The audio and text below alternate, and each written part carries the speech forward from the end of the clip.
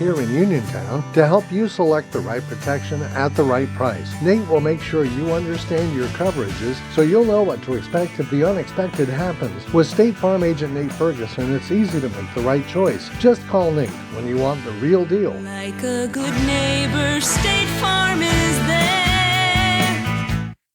Think about the last time you thanked yourself for something. Maybe it was that me time you took last Tuesday, or finally learning Italian. Want to do something you'll really thank yourself for later? Start creating a plan for your financial goals today. State Farm Agent Nathan Ferguson is right here in Uniontown to help you look at the things you want to save for and build a plan to set you up for success. The earlier you start planning, the better off you will be. Call State Farm Agent Nathan Ferguson today and thank yourself later. Like a good neighbor, State Farm is there. The views and opinions presented by the host, guest, or callers on this program do not necessarily represent the position of WMBS Radio. The following is a paid political presentation. Candidates may have provided all or some questions to the host and may or may not take phone calls. WMBS and the host do not endorse any political candidate on air during a paid political presentation.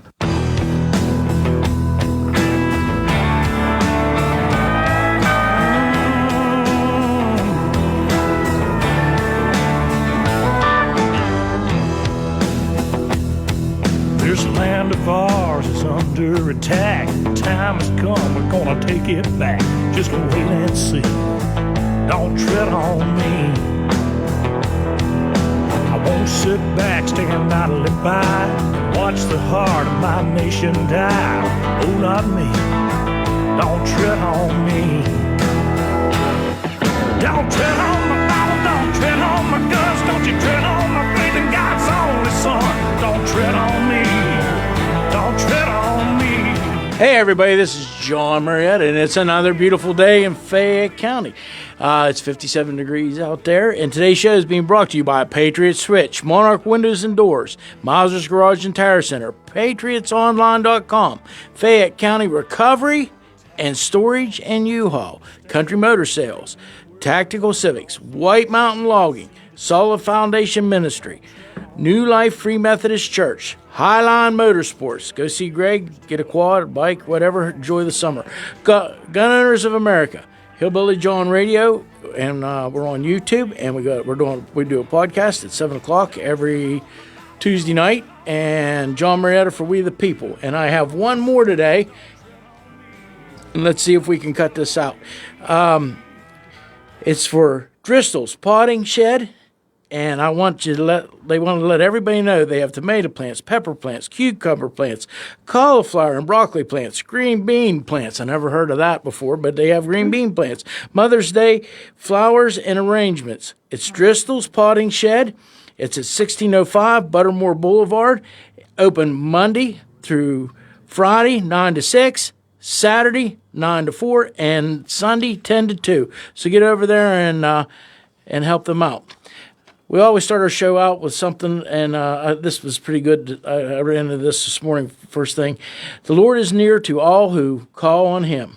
The Lord is near to all who call on Him, for all who call on Him in truth.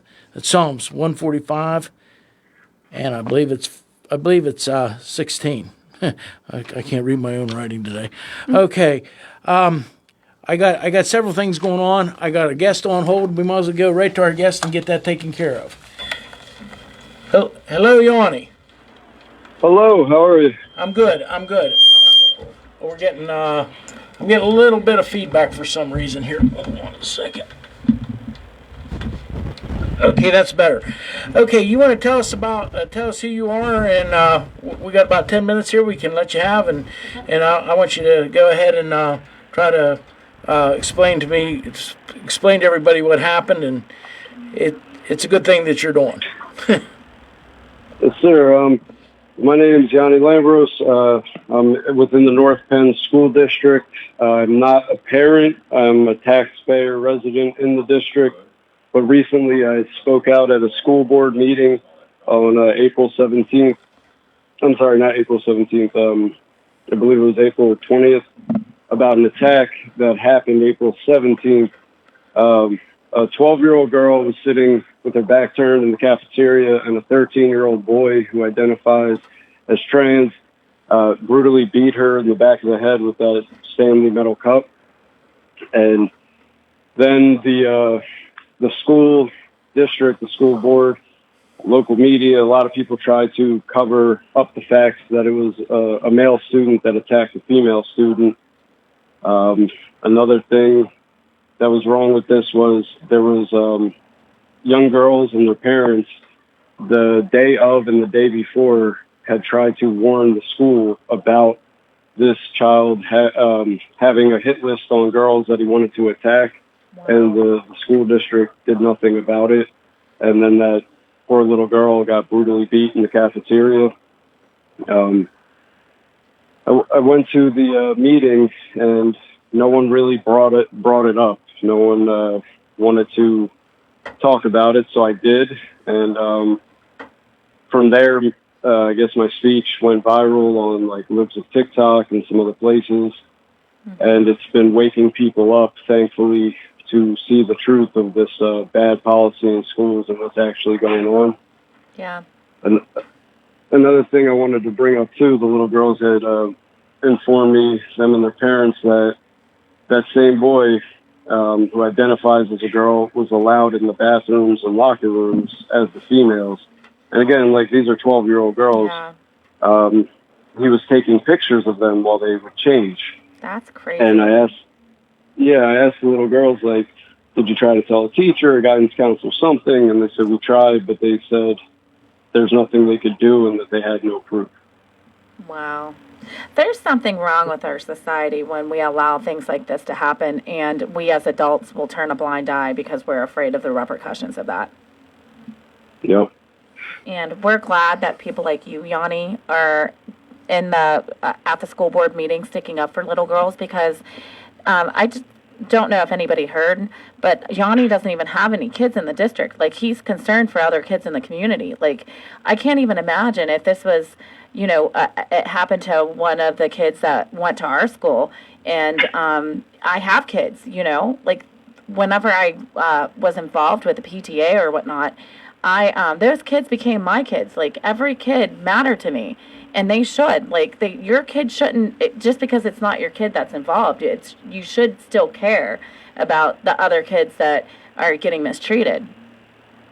I agree wholeheartedly, and I when I went to the meeting, I didn't have any plans to speak. I was reached out from some parents had reached out to me because in the past, like during COVID, during the pornographic books, stuff like that, I was speaking out against the school board back then as well. So I have some experience with them. It wasn't my first time.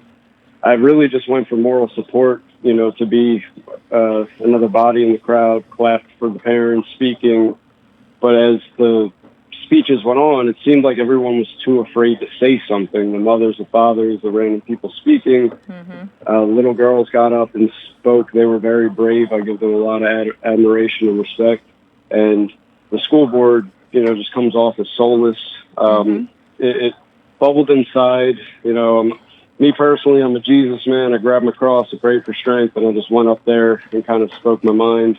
Yeah. But it seemed like a lot of people connected with it, and I'm happy because we got to get justice for this little girl and make sure that another little girl doesn't get attacked in the future. Now, what school district was this in?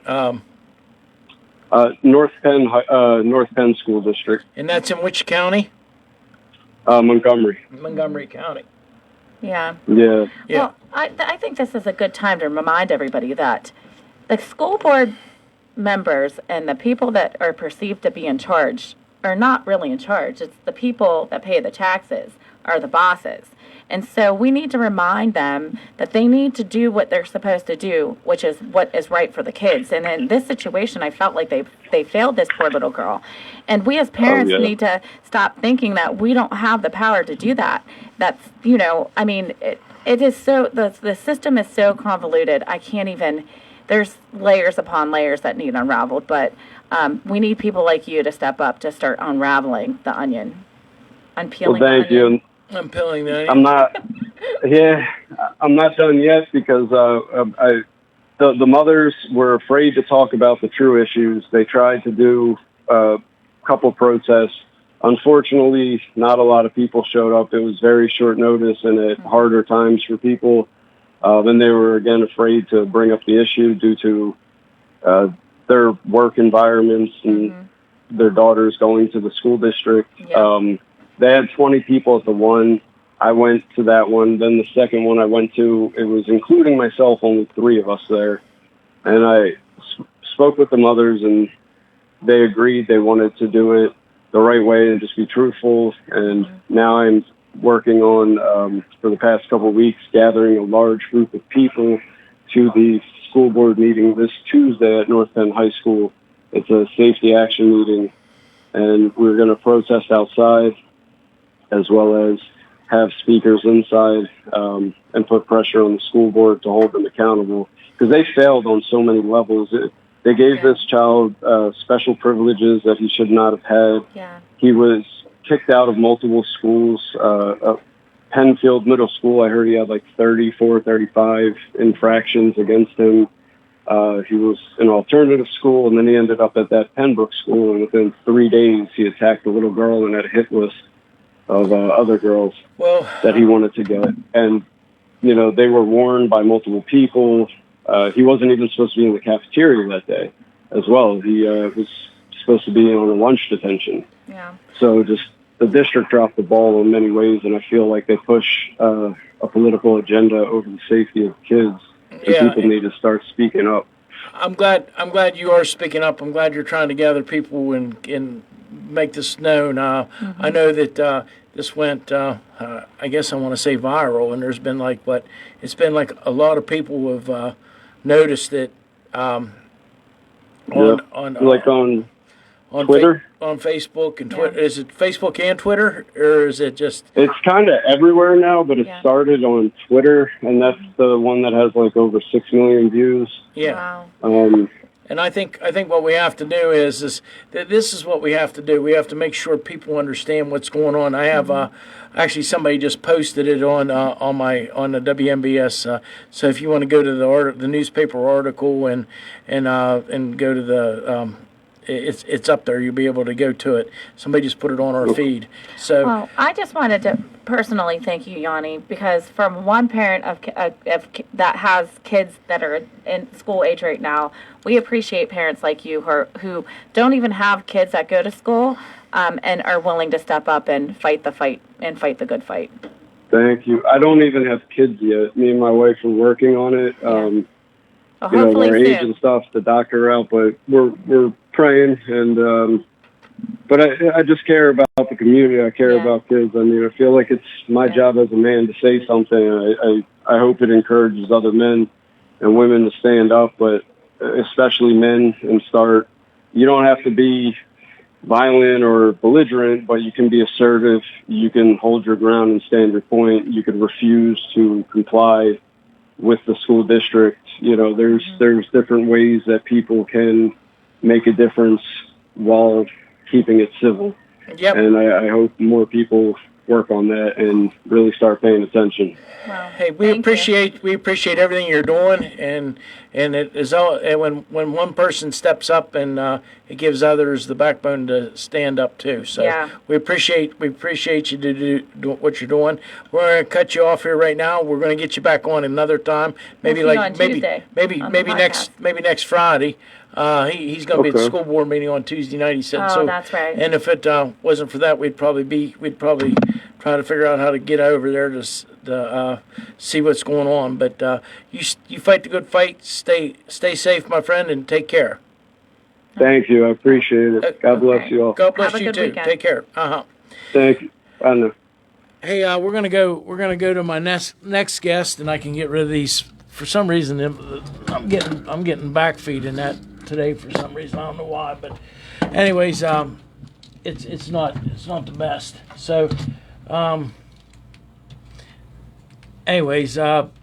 have Cortney Fischer here, and Cortney, a lot of people know her from the Mountain Fellowship Center, where She held a fantastic event during the primaries and during the election. yeah, and she asked people. She usually has people come up and try to inform the mountain community, which is a significant part of Fayette County anymore. There's I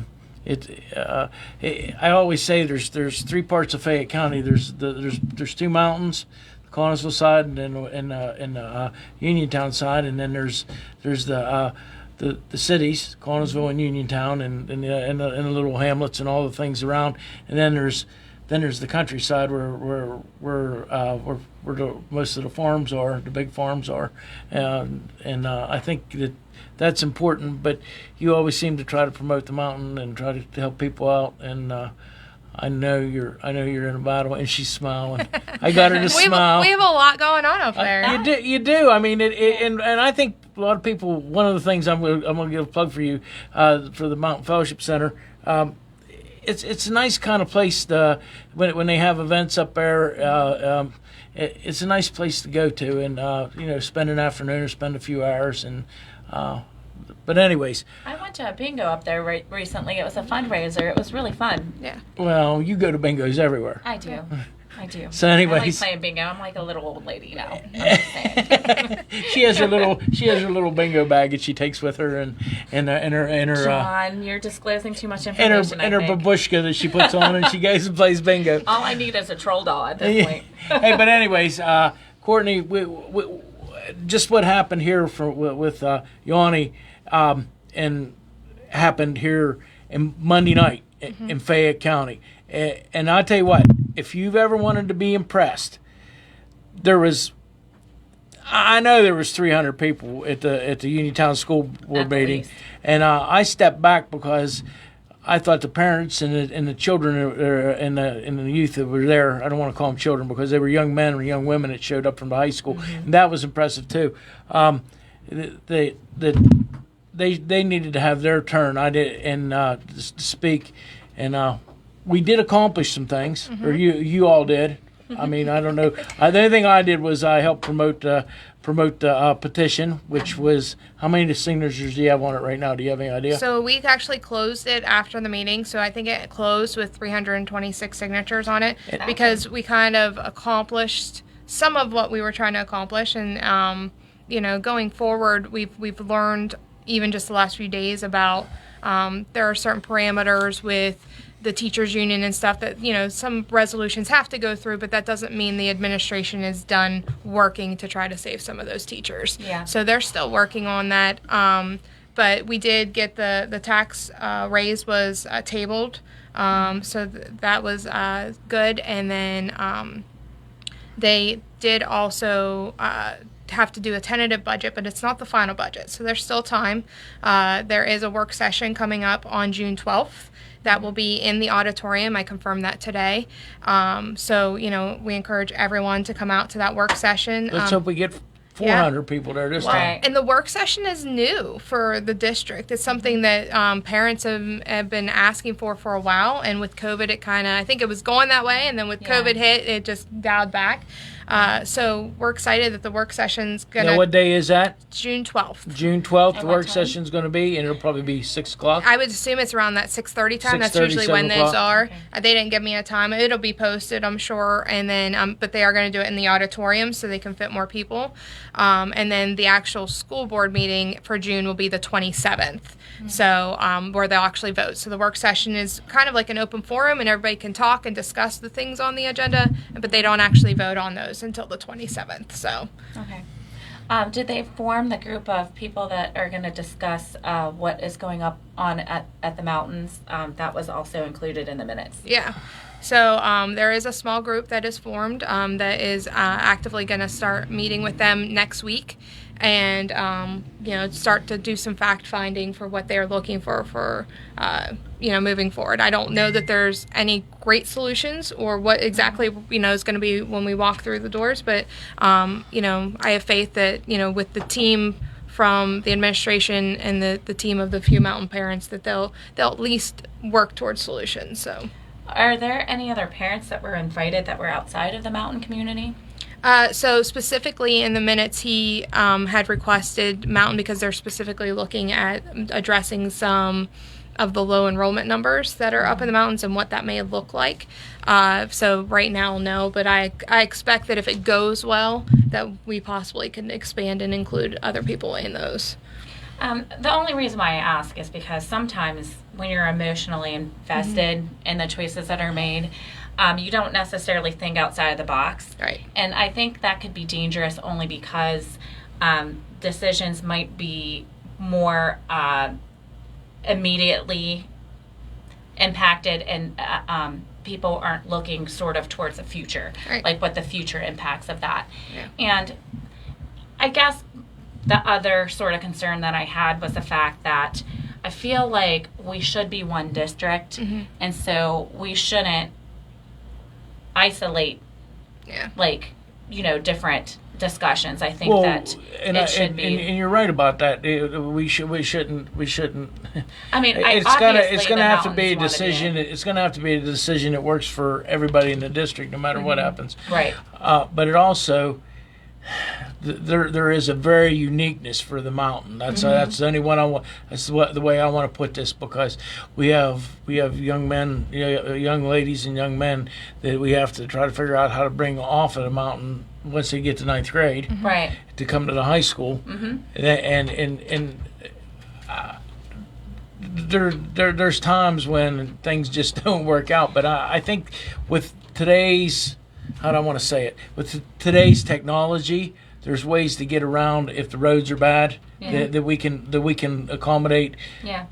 And I mean, there needs to be a school up there with a big gymnasium so all the kids can enjoy. There needs to be a school. I mean, we have to make sure of that, because we have that downtown here, so we need to have that up there also. Yeah, the only thing I would say to you is that the mountain people know their area the best, and they know their teachers the best, and what resources, like, we don't know, and I'm sure they'll find out, like, what resources, obviously there are more resources and they're closer together schools down here, and so the dynamics and the integral part of transportation and stuff, those parents are going to know best. Absolutely. So I think everyone that I've had the opportunity to talk to from the school board and administration and the people on the panel is that they're going in with the big picture in mind, and they're not actually making any decisions. They're just looking for information to kind of,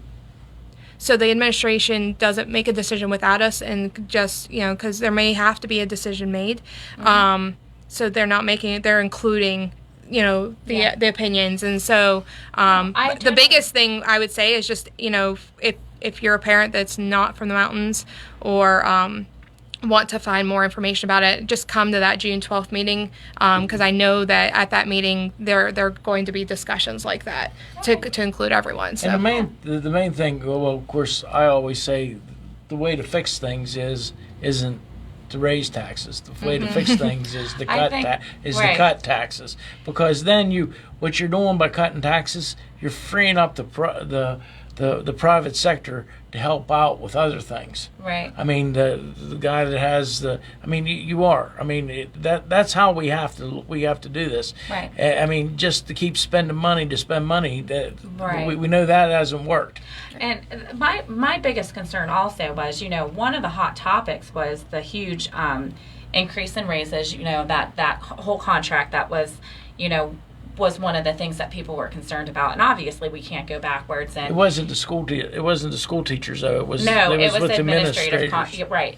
And so, my concern with that is, I remember going to that meeting, and on the way to that meeting, I was actually contacted and asked, not to ask questions about that contract in exchange for the Junior National Honor Society to be put in place, and my perspective at the time, it was such a tunnel vision perspective that I thought maybe if I got something accomplished for the kids, it would help, show that I had some sort of leverage, and hopefully if I attained a school board position, that would give me the opportunity to do other things that were great for the kids as well.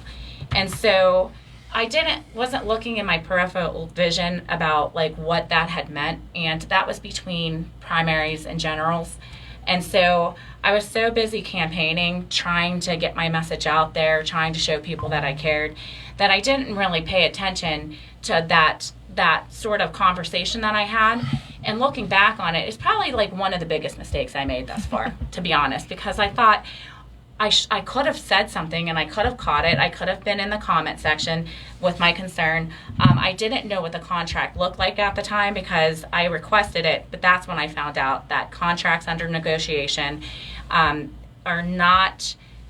they're confidential until they're agreed upon and then passed by the school board, which I agree, Right. Because when you're in that, you trust the people that are involved to make the right decision and to be looking out. And so when you compare the administration and our overhead in that to another district that's comparable, which would be Laurel Highlands, we have twice as many people in our admin offices than Laurel Highland. We have like 14 admins compared to their 7. And I mean, I don't know if those are official because that's just my preliminary search, looking up the information. And I mean, if we're looking to shave money somewhere and we're top heavy, I think that's the first place we need to look. Yeah, so I actually have like asked some of those questions, and some of the information I got this week was that we're actually, of the county, we have one of the lowest administrations of numbers. I haven't actually personally got to dig into it, but I do know that a ton of our administrators have multiple titles.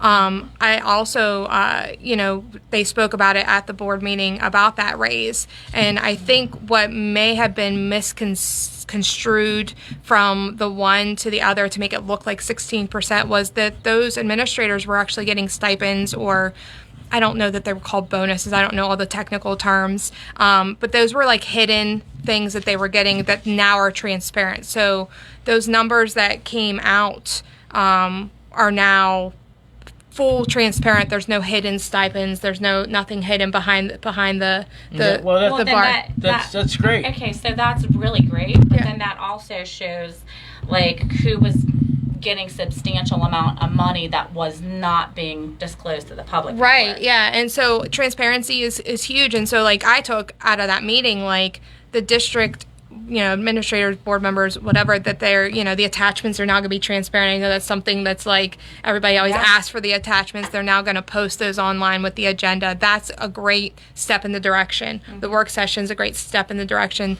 Yeah. This Those increase is now transparent, and it wasn't, they did get a raise. I don't think it was like, I don't know the actual numbers until I actually do some research myself, but they, they're trying to make it transparent. So I'm hopeful for the future for the district, but yes, there are still stuff we have to look into and work for. For sure, because, if we want people in positions that are going to save us from having tax raises rather than having that as a topic of discussion. So I think that that's definitely something to really dive into. Yeah, for sure. Well, ladies, I tell you what, I think we're moving in the right direction with all this.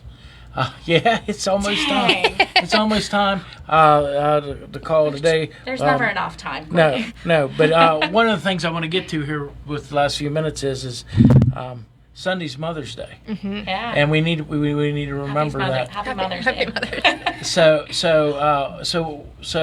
I have one more important announcement. Go ahead. Today is also Nolan's birthday, and he will kill me if I don't tell him happy birthday on air. Okay. So happy birthday, Nolan. So what is your? I'm going to give you. I got 3 minutes left. What's your Gina? What's your picture of a perfect Mother's Day for you? Not having to do a thing, to be catered to. I don't have to go anywhere. If I don't have to cook, clean, or clean up after anybody, I'm really happy. Okay, so that isn't going to happen. What about Cortney? How about you, Cortney? So we have a tradition. We go up to Seven Springs for Mother's Day, and then usually my kids are very involved. So like this year, we are going to do dinner at Mother's Day, but then my kid is officiating a travel soccer game later the day. So that's I enjoy doing what they do as a mother. So that's kind of what we're doing. That's awesome. My mother, I can always remember. She always had her mother for Mother's Day almost every year, and my grandmother would be over too. So my dad's mother and my mother's my mother's mother, and there was always beef roast and all the fixings and that. But I always thought but that was that. And then when Patty took over, Patty took over, and she started cooking my wife for Mother's Day. So they'd all come to a lot of times they come to our house for Mother's Day. So, but I mean, I don't want to have to cook on Mother's Day. Me neither. I'll take McDonald's well, if I have to. I think Maybe she's. not I think McDonald's, she's. but I think Patty's cooking. I think she's cooking a turkey breast this year for Mother's Day. So you still have turkey. Yeah.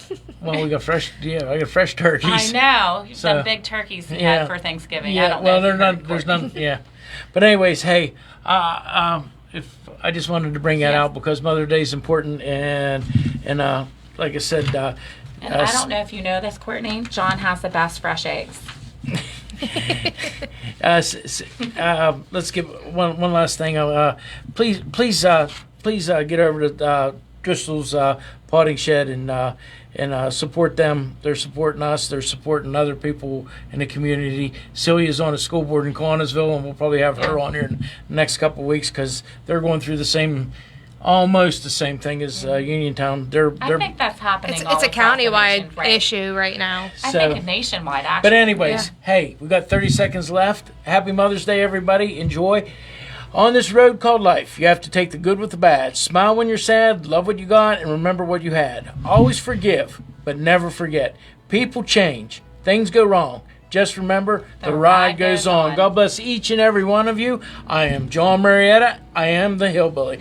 Have a great weekend and a great Mother's Day. God bless.